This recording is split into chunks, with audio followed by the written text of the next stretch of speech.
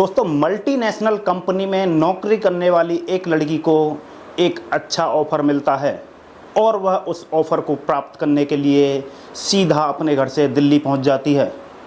दोस्तों दिल्ली में जब वो अपना इंटरव्यू देने के लिए लाइन में लगी हुई थी, ऑफिस में वेट कर रही थी, तो उसके पास एक चपरासी आता है और आखिरकार चपरासी पूछता है कि मैडम आप कॉफ़ी लेंगी या चाय लेंगी। तो वो लड़की देखकर कहती है कि तुम क्या अच्छा बनाते हो, वही मेरे लिए ले आओ। चपरासी बोलता है नहीं मैम बताइए आप क्या पीती हैं। तो वो लड़की कहती है कि चलो एक कड़क सी चाय ले आओ, मुझे एक कड़क चाय चाहिए क्योंकि इंटरव्यू में पता नहीं क्या पूछा जाएगा, थोड़ी टेंशन हो रही है। दोस्तों चपरासी कहता है मैं कोशिश करूंगा कि उसे अच्छे से बना कर लाऊं और आपकी टेंशन दूर हो जाए। दोस्तों वो लड़की थोड़ी घबराई हुई थी, तो वो एक कड़क चाय का ऑर्डर उस चपरासी को दे देती है। दोस्तों चपरासी चाय लेकर आता है। मैडम चाय पी रही थी और अपनी बारी का इंतज़ार कर रही थी इंटरव्यू के लिए। दोस्तों जैसे ही उसकी बारी का नंबर आने वाला था, चाय ख़त्म होती है और वो बैठे बैठे उसी चेयर पर सो जाती है। दोस्तों वहाँ से इसकी कहानी ऐसी शुरू होती है कि उसके बाद ये सीधी कोठे पर पहुँच जाती है और फिर इसका भाई कोठे पर ग्राहक बन के इसके पास आता है और फिर होती है इसको रेस्क्यू की पूरी कहानी। दोस्तों ये कहानी बड़ी ही मार्मिक है। ये एक भाई का बहन के लिए प्यार की कहानी है कि भाई एक बहन के लिए क्या कर सकता है। दोस्तों ये भाई अपनी बहन के लिए जान पर खेल गया, लेकिन उसने अपनी बहन को वहाँ से रेस्क्यू करा लिया। नमस्कार दोस्तों, मैं हूँ देव और आप देखना शुरू कर चुके हैं ट्रू क्राइम स्टोरीज। दोस्तों यदि आपको हमारी कहानी थोड़ी भी पसंद आ रही है तो हमारे वीडियो को लाइक ज़रूर करें और हमारे चैनल को सब्सक्राइब कर लें। और यदि आप हमारे वीडियो को सबसे पहले नोटिफिकेशन पाना चाहते हैं तो बेल आइकन को ज़रूर प्रेस करें। तो दोस्तों चलिए हम कहानी को शुरू करते हैं। दोस्तों आज की ये जो कहानी मैं सुनाने जा रहा हूँ, ये कहानी है दिल्ली के कमला मार्केट थाना की। इस कमला मार्केट का एक इलाका है जीबी रोड और इसका एक कोठा है, कोठा नंबर 68 यानी 68। दरअसल यहाँ से एक व्यक्ति निकलकर अपने आवास की तरफ जा रहा था, जो कि दिल्ली के करोल बाग में रह रहा था। वो यहाँ से एक फ़ोन मिलाता है और फ़ोन मिलाकर कहता है हेलो, मैं अपना नाम नहीं बता सकता लेकिन मैं आपसे पूछना चाहता हूँ, क्या तुम रेखा के भाई हो? क्या तुम रेखा के भाई बात कर रहे हो? वो लड़का कहता है जी हाँ ठीक है, मैं रेखा का भाई ही बात कर रहा हूँ, आप कौन बोल रहे हो? दोस्तों वो कहता है कि मैं अपने बारे में आपको कुछ नहीं बता सकता, बस इतना बता सकता हूँ कि तुम्हारी बहन जीबी रोड के कोठा नंबर 68 के अंदर है। तुम्हारी बहन ने ये मैसेज भेजा है। दोस्तों वो लड़का पूछता है कि तुम कैसे जानते हो? तो वो बताता है कि मैं लगभग 3-4 बार उनसे मिल चुका हूँ और तभी मैं तुमसे भी ये बात कर रहा हूँ। वो व्यक्ति इतना कहने के बाद अपना फ़ोन काट देता है। उसने फ़ोन किया था अगस्त 2019 के प्रथम सप्ताह में और जैसे ही वो लड़का अपनी बहन के बारे में ये बातें सुनता है, दोस्तों वो घबरा जाता है और रोता हुआ, गिड़गिड़ाता हुआ अपने माँ बाप के पास पहुंचता है और वो कहता है कि बहन की खबर मिली है, उससे मिलने मुझे दिल्ली जाना है, मुझे दिल्ली जाने की अनुमति दे दो।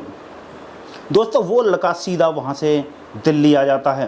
दिल्ली जाने के बाद जिस नंबर से उसे फ़ोन आया था उस व्यक्ति से रिक्वेस्ट करता है कि बस एक बार मुझसे मुलाकात कर लीजिए। तो दोस्तों वह व्यक्ति उसे बुलाता है, उससे बातचीत करता है, उसे सारी कहानी बताता है। दोस्तों वो कोलकाता का रहने वाला था, जो भाई यहाँ आया हुआ था वो भी कोलकाता का रहने वाला था। अब इसके बाद यहाँ से सीधे ही बातचीत करते हैं और बातचीत क्योंकि उन्होंने अच्छे से बंगला भाषा उन्हें आती थी, वो बंदा उस भाई से, लड़की के भाई से कहता है कि जो भी कदम उठाना सोच समझ कर उठाना, क्योंकि यहाँ पर ज़िंदगी खतरे में तुम्हारी भी पड़ सकती है और तुम्हारी बहन की भी पड़ सकती है। सोच विचार कर लो कैसे क्या करना है। वो भाई कहता है ठीक है मैं ध्यान रखूँगा, लेकिन इसमें करना तो मुझे ही कुछ होगा। अब यहाँ से वह लड़का सीधा कोठा नंबर 68 में जाता है। वहाँ पर जो लड़कियाँ थीं, जो महिलाएं थीं, जो वहाँ पर धंधा करती थीं, उनके लिए वो बोलता है कि मुझे लड़कियाँ दिखाओ, मुझे एक अच्छी सुंदर सी लड़की चाहिए। वहाँ का जो मैनेज करने वाला बंदा था वो उसे पहले 10-15 लड़कियाँ दिखाता है, लेकिन दोस्तों उसमें उसकी बहन नहीं थी। तो वो कह देता है कि नहीं, मुझे इनमें से कोई और पसंद नहीं है। फिर दोस्तों वहाँ का जो मैनेजर है वो कहता है कि और 1-2 लड़कियाँ बिजी हैं, थोड़ा सा टाइम लगेगा। तो वो बंदा कहता है ठीक है, मैं इंतज़ार कर लूँगा, लेकिन मुझे इन लड़कियों में से कोई पसंद नहीं है, उन 2-3 लड़कियों में से पसंद आएगी तो मैं आपकी सर्विस लूँगा, नहीं तो मैं वहाँ से चला जाऊँगा। दोस्तों वो लड़का इंतज़ार करने लगता है। वो सोचता है कि शायद जो बाकी लड़कियाँ हैं कस्टमरों के साथ बिजी हैं, उनमें ही मेरी बहन हो। दोस्तों फिर उसके सामने 3-4 लड़कियाँ और लाई जाती हैं और उनमें से उसकी बहन रेखा भी थी। दोस्तों रेखा एकदम से अपने भाई को देखकर हक्की बक्की रह जाती है, लेकिन वो वहाँ पर ये नहीं दिखाती है कि ये मेरा भाई है, ना उसका भाई दिखाता है। तभी वो लड़का कहता है कि मुझे ये लड़की पसंद है और इसके साथ मुझे अपना वक्त गुजारना है। दोस्तों वो दोनों बहन भाई फिर सीधा कमरे में वापस जाते हैं और अंदर जैसे ही वह लड़का पहुंचता है, वहां पर दोनों भाई बहन एक दूसरे के गले लिपट कर रोने लगते हैं। दोस्तों वो दोनों फूट फूट कर रो रहे थे। लड़की अपनी किस्मत पर रो रही थी कि मैं आई तो कहाँ थी, मैं जॉब करने आई थी, पैसा कमाने आई थी, लेकिन मैं किस धंधे में आ गई। वो अपने भाई को सारी कहानी बताती है। वो बताती है कि भाई मैं इंटरव्यू देने गई थी, वहाँ पर मुझे चाय में कुछ मिला दिया, उसके बाद जब मुझे होश आया तो मेरे शरीर पर कपड़े नहीं थे और मेरे पास एक बंदा आया, 2 बंदे आए, 3 बंदे आए, मैंने 15 लोगों तक तो गिनती की थी, लेकिन उसके बाद मैंने गिनना ही छोड़ दिया। दोस्तों ना यहाँ पर खाना मिलता था स्टार्टिंग में, ना पीना मिलता था। मैंने इन लोगों से बहुत रिक्वेस्ट की थी कि कम से कम मुझे शरीर ढकने के लिए कपड़े तो दे दो। दोस्तों वो बहन रेखा अपने भाई को ये कहानी बताती है तो वो फूट फूट कर रोता है। दोस्तों ये काफ़ी बातें कर रहे थे, इन्हें काफ़ी टाइम हो गया था, तभी इनका दरवाज़ा बाहर से खटखटाया जाता है। इन्हें बोला जाता है कि तुम्हारा टाइम ख़त्म हो चुका है। दोस्तों ये बोलता है कि मुझे थोड़ा और टाइम दे दो, मुझे यहाँ पे थोड़ा और वक्त बिताना है। तभी बाहर से कहते हैं कि अगर तुम 5 मिनट में नहीं निकले तो तुम्हारा यहाँ डबल चार्ज लग जाएगा। दोस्तों वो दोनों भाई बहन आपस में सोच रहे थे कि अब कैसे करें, यहाँ से कैसे निकला जाए, और इसी में काफ़ी वक्त बीत गया था। दोस्तों वो भाई कहता है कि ठीक है, मैं आपको डबल चार्ज दे दूँगा, मुझे यहाँ पे और थोड़ा टाइम बिताने दो। दोस्तों वह अपनी बहन की कहानी सुन ही रहा था कि वो उसकी बहन पूरी कहानी उसे बताती है। दोस्तों लड़की अपने भाई को बताती है कि मैं दिल्ली कैसे आई, मेरी एक फ्रेंड थी, उसको दिल्ली में एक कंपनी में जॉब करने का ऑफ़र मिला था। वहाँ पे उसको 30-35 हज़ार रुपये मिल रहे थे, लेकिन दिल्ली में 1 लाख रुपए का ऑफ़र मिला था। और वो कह रही थी कि मैं कितनी अभागी हूँ, मुझे मेरे घर वाले दिल्ली जाने नहीं दे रहे। तभी दोस्तों रेखा उसकी फ्रेंड थी। रेखा उससे कहती है कि अगर तुम्हें नहीं जाने दे रहे हैं तो मैं दिल्ली चली जाती हूँ, ये जॉब मैं पकड़ लेती हूँ। दोस्तों उस रेखा की फ्रेंड कहती है कि ठीक है, तुम चली जाओ, मैं नेक्स्ट टाइम देख लूँगी, तुम वहाँ सेटल हो जाओगी तो हो सकता है मेरे घर वाले फिर अलाउ कर दें कि मेरी फ्रेंड वहाँ रहती है। दोस्तों ये लड़की फिर तैयार होती है और अपना इंटरव्यू की डेट फाइनल करते हैं और फिर वहाँ पहुँचते हैं। वहाँ पहुँचने के बाद चाय पीकर इसकी ज़िंदगी कोठे पर शुरू हो जाती है। दोस्तों ये रेखा लड़की थी, काफ़ी पढ़ी लिखी थी, देखने में सुंदर थी, इसीलिए जब ये कोठे पर पहुँची तो इसकी डिमांड वहाँ पर बहुत ज़्यादा थी। दोस्तों ये एक दिन में 15 से 20 ग्राहक, कभी कभी 25 ग्राहकों तक को साथ में सोती थी और वो इसका रेप करते थे। दोस्तों इसने काफ़ी दिन ना नुकर की मना किया, लेकिन वहाँ पर बहुत पिटाई होती थी, खाना टाइम पे नहीं दिया जाता था और इसकी बहुत बुरी हालत होती थी। दोस्तों वहाँ पर ऐसी जगह पर लोगों को तोड़ देते हैं जिससे उनकी मजबूरी हो जाती है ये सारे गलत काम करना। दोस्तों वो बताती है कि मुझे यहाँ पर ऐसे ही सेक्स वर्धक दवाएं, ऐसे इंजेक्शन दिए जाते थे जिससे बॉडी अपने आप उत्तेजित हो जाती थी। दोस्तों रेखा अपने भाई को बताती है कि यहाँ के लोग मुझ पर शक करते हैं, इसीलिए पहरा बहुत सख्त है कि मैं कहीं यहाँ से भाग ना जाऊँ। तभी एक दिन दोस्तों इस कोठे पर एक व्यक्ति आता है जो कि पश्चिमी बंगाल का रहने वाला था। उसके पास आने के बाद उस लड़की से, रेखा से बातचीत करता है वो। दोस्तों उस पश्चिमी बंगाल से आए हुए व्यक्ति ने रेखा की कहानी को ज़्यादा तवज्जो दी। रेखा ने अपनी उसको पूरी कहानी बताई और जब उसने बाहर निकलकर उसके भाई को, रेखा के भाई को फ़ोन किया और उसने बताया कि तुम्हारी बहन जीबी रोड पर कोठा नंबर 68 में कैद है, तुम उसे वहाँ से निकाल लो। दोस्तों रेखा ने उस ग्राहक से काफ़ी रिक्वेस्ट किया था कि आप मेरे भाई को फ़ोन कर दें, इसलिए उस ग्राहक ने उसके भाई पर फ़ोन किया था। दोस्तों वो व्यक्ति वहाँ पर लगातार आता था, उसे भी ये डर था कि कहीं मैं पकड़ा ना जाऊँ, क्योंकि मैं उसके भाई पे फ़ोन करूँगा और यहाँ की पुलिस इनसे मिली हुई होगी और मेरे साथ कुछ ना हो जाए। दोस्तों फिर भी वो लड़का, वो बंदा कोलकाता रहने वाला है, रेखा के भाई पर फ़ोन कर देता है। दोस्तों फिर उसका भाई सीधा दिल्ली आता है। दिल्ली में वो बिल्कुल अनजान था, दिल्ली में उसका कोई जानने वाला नहीं था। दोस्तों वो समझ नहीं रहा था कि आखिर करे तो क्या करे। दोस्तों फिर वो एकदम से सोचता है कि ठीक है, मैं ही उस कोठे पर पहुंच जाता हूं। अगले दिन वो वहां ग्राहक बन के जाता है, अपनी बहन से मिलता है और फिर ये सारी कहानी सामने आती है। दोस्तों फिर वो दोबारा अपनी बहन के पास जाता है, बहन से पूछता है कि मैं क्या करूं, मेरी समझ नहीं आ रहा, मैं तुम्हें यहाँ से कैसे निकालूं। दोस्तों वो लड़की पढ़ी लिखी थी, वो कहती है अपने भाई से कि तुम्हें महिला आयोग में जाना चाहिए। महिला आयोग में स्वाति मालीवाल हैं, वो शायद तुम्हारी कुछ मदद कर सकें।